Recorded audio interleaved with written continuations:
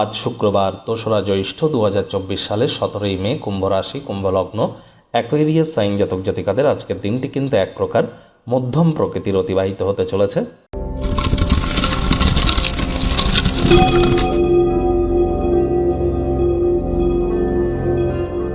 ভিডিওটির শুরুতেই স্ক্রিনে আপনারা দেখতে পাচ্ছেন শুক্র গ্রহের বীজ মন্ত্র ওম দ্রাং দ্রিং দ্রৌং স শুক্রায় নমঃ।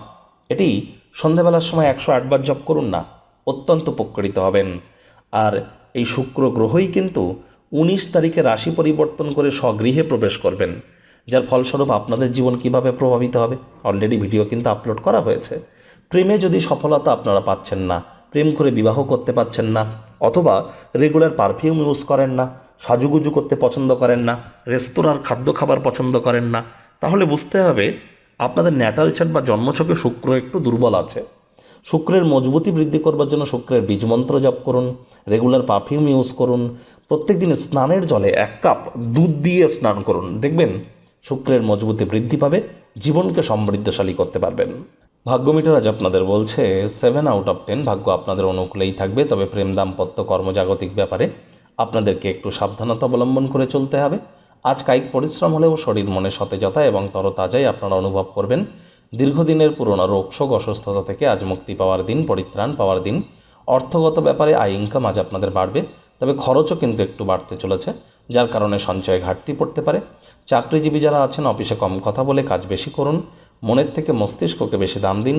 কোনো প্রকার অফিস পলিটিক্স বা গসিপিংয়ের অংশ যেন হবেন না, বসের কিন্তু কুনজরে পড়ে যেতে পারেন। রাজনীতিবিদ যারা আছেন জনসংযোগ বৃদ্ধি করুন, কঠোর কায়িক পরিশ্রমের কোনো বিকল্পই কিন্তু নেই। শর্টকাট অবলম্বন করে খুব বেশি দূর কিন্তু এগোতে পারবেন না। শিক্ষার্থী বিদ্যার্থীদের পড়াশোনায় মনোযোগ আরও বৃদ্ধি করতে হবে। উচ্চশিক্ষার জন্য যারা বিদেশ যাত্রার কথা ভাবছিলেন, ভাগ্যদেবী আজ কিন্তু আপনাদের পক্ষে নেই। আজ আপনাদের সন্তান সন্ততি থেকে থাকলে তাদের দিকে কঠোর সজাগ দৃষ্টি বজায় রাখুন, অসৎ সঙ্গে কিন্তু চলেই যেতে পারে। চোখে চোখ রেখে খুব ইজিলি মিথ্যে কথাও বলে দিতে পারে। প্রেমিক প্রেমিকা, স্বামী স্ত্রী রূঢ় বাক্যের প্রয়োগ, অশ্লীল ব্যবহার যেন করবেন না। তৃতীয় কোনো ব্যক্তিকে সম্পর্কের মধ্যে যেন প্রবেশ করতে দেবেন না, সম্পর্কের দুর্বলতা কিন্তু আরও বেড়ে যেতে পারে। শত্রুপক্ষ, বিরোধী পক্ষ আজ কিন্তু খুব একটি শক্তিশালী থাকছে না।